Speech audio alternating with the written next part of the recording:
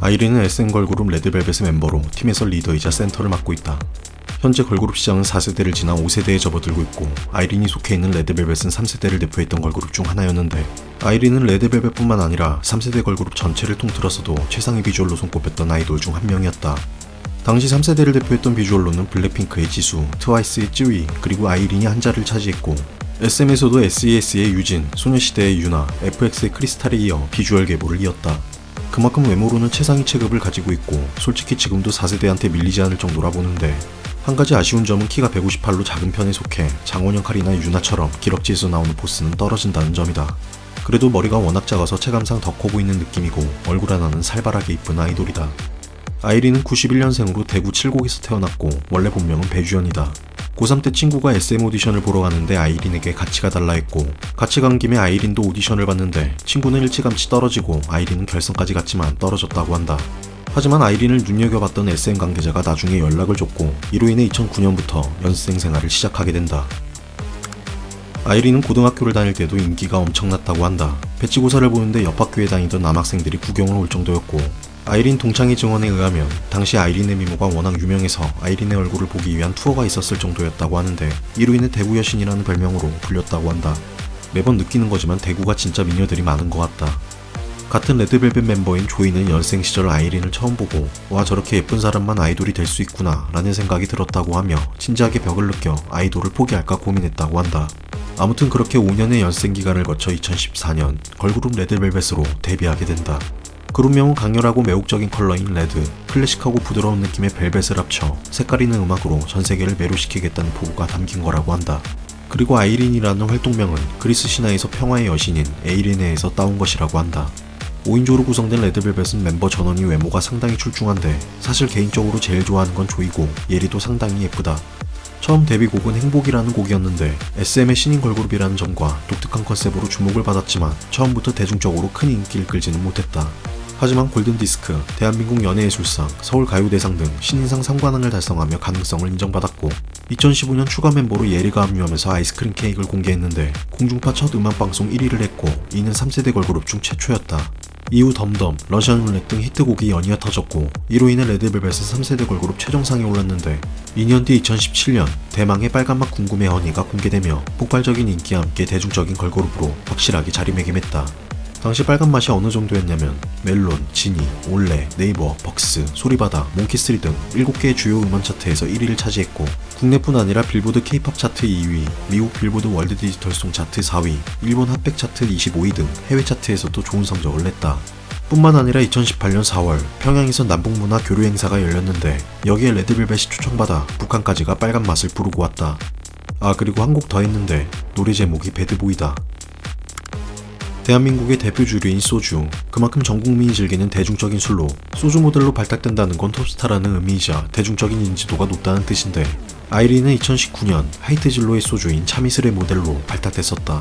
잠깐 참이슬의 역대 모델들을 간략히 살펴보자면 1999년 이영애를 시작으로 2002년 김정은, 2004년 김태희, 2005년 성유리, 2006년 남상미, 이외에도 이민정이나 문채원 등 많은 톱스타들이 있었는데 그 중에서도 아이유는 2015년부터 현재까지 통산 10년이라는 시간을 광고 모델로 활동하고 있다.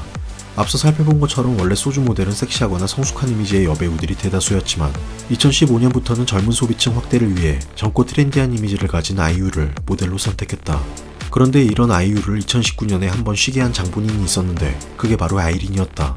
둘 다 하얀 피부에 맑고 청명한 이미지라 소주의 느낌과 찰떡이었고 아무래도 당시 아이린의 브랜드 평판은 하늘을 찔렀던지라 대중들의 반응도 전반적으로 긍정적이었다.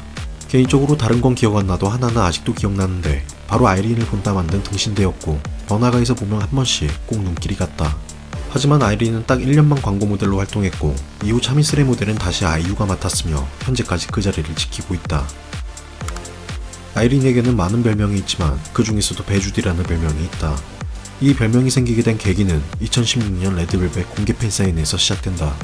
한 팬이 영화 주토피아에 나오는 주인공 주디 홉스의 모자를 아이린에게 선물로 줬는데 아이린은 이날 이 모자를 쓰고 팬사인회를 진행했다.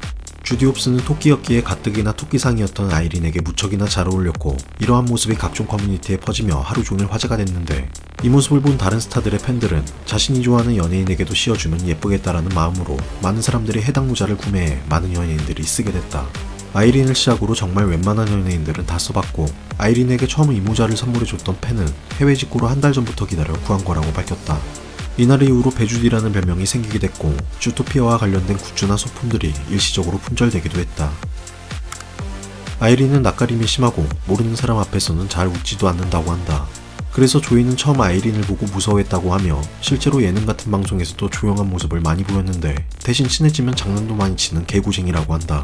한 가지 일화로 종이로 바퀴벌레를 만들어 장난을 쳤다고 하는데, 이를 설명하는 모습이 꽤나 열정적으로 장난에 진심인 것 같다. 또한 겁이 상당히 많아 잘 때 불을 켜놓고 잤을 정도라고 하며, 뮤직뱅크 MC 시절에 1위 발표를 할 때마다 색종이 터지는 소리에 놀라는 모습도 많이 보였다. 그리고 고소공포증이 심해서 높은 계단이나 아래가 뚫려있는 계단을 내려갈 때 멤버들이 손을 잡아준다고 한다. 하지만 또 롤러코스터는 잘 탄다고 밝혔는데, 순간적인 무서운 것만 넘기면 스릴이 느껴져 좋다고 한다. 거기에 더해 물 공포증까지 있다고 하며, 예전에 바다에서 튜브를 타고 놀다가 뒤집어지면서 물에 빠진 게 트라우마가 됐다고 한다. 그리고 신기한 게 하나 있는데, 아이린은 한 방송에서 말을 하다가 갑자기 혼자 흠칫하게 된다. 그리고 몇 주 뒤 뒤에 걸려있던 액자가 떨어지는데, 귀가 상당히 좋은 것도 있겠지만 본인이 말하는 도중인데도 액자가 떨어지려 하는 미세한 소리를 들은 거 보면 상당히 예민한 것 같다. 하지만 이런 예민함 때문인지 아이린이 나락을 찍는 사건이 터지게 된다. 때는 2020년 10월 20일, 스타일리스트 겸 에디터였던 A씨라는 사람이 자신의 인스타그램에 폭로글을 올리며 시작됐다. 땅콩 회항 사건을 일으킨 대한항공의 조연아, 50대 운전기사에게 갑질과 욕설을 한 TV조선 부사장 방종호의 초등생 딸 기사를 보며, 대체 어떤 환경에서 성장하면 사람이 저 지경에 이를까 깊이 생각한 적이 있었는데, 오늘 내가 그 을의 위치에서 한 사람에게 철저하게 밟히고 당하는 경험을 했다. 가까운 이들에게서 검증된 인간 실격, 하하호호 웃음 가면을 쓰고 사는 꼭두각시 인형, 비사회화된 어른아이의 오래된 인성부재, 최측근을 향한 자격지심과 컴플렉스, 그 모든 결핍을 투명하게 드러내는 멍청함, 처음 본 사람에게 바닥을 그대로 노출하는 아나무인. 나는 이미 그녀를 만나기도 전에 전해 들은 이야기만으로도 마음의 준비를 해야 했는데, 오늘 그 주인공이 쏜 전기침에 쏘여 말을 잃었다. 손과 발, 뇌가 묶인 채로 가만히 서서 그 질색한 얼굴과 요동치는 인간의 지랄 앞에서 아무것도 할 수 없는 바보가 되어 서 있을 수밖에 없었다.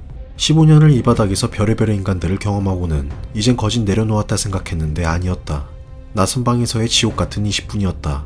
완벽히 인사는 생략, 의자에 앉아 서 있는 내 면전에 대고 핸드폰을 손에 끼고 삿대질하며 말을 쏟아냈다. 그가 혀로 날리는 칼침을 끊임없이 맞고서 두 눈에서 맨눈물이 흘렀다. 나는 마음을 가라앉히고 인간 대 인간으로 이야기를 제대로 하고 사과를 받고 싶었다. 근데 그냥 사라졌다. 혹시 어떤 일이 일어날지 몰라 녹취를 했다.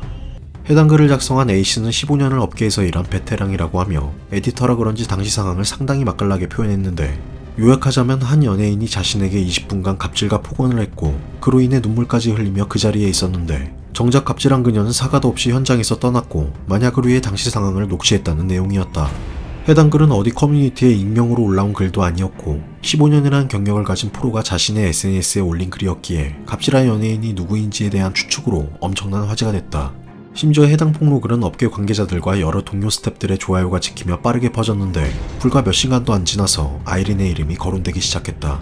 A씨의 글에는 직접적으로 이름이 드러나진 않았지만 글 끝에 해시태그로 사이코, 몬스터가 달려 있었는데, 사이코는 레드벨벳의 곡이었고 몬스터는 아이린과 슬기의 유닛 활동 곡이었다. 결정적으로 A씨는 과거에도 몇 번 아이린에 대한 글을 올렸는데, 폭로글이 올라간 후 아이린에 대한 포스팅을 모두 삭제했다. 그렇게 아이린이 실검 1위를 차지하며 논란이 커지던 중, 폭로글이 올라온 지 이틀 만에 아이린의 사과글이 올라오게 된다.